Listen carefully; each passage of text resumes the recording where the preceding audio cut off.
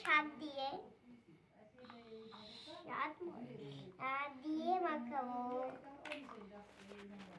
দিয়ে আমরা ভেজিটেবিল লবণের মধ্যে ছেড়ে দিলাম।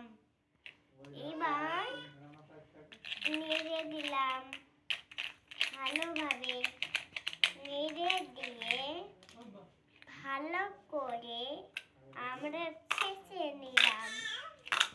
ছেঁচে নিয়ে ভেজিটেবিল দিয়ে লবণের মধ্যে গোলমরিচ ছাড়িয়ে এবার ভালোভাবে মাখিয়ে নিলাম।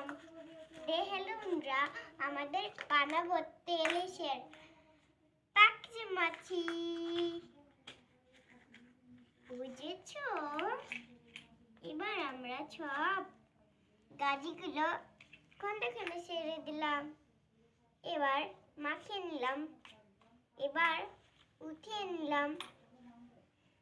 এবার তেলে ছেড়ে আবার গরম পানি ছেড়ে দিলাম। এবার ভালোভাবে নেড়ে দিলাম। ভালোভাবে নেড়ে ভালোভাবে আইতে নিলাম। দিয়ে এবার ভালোভাবে উঠে সব করে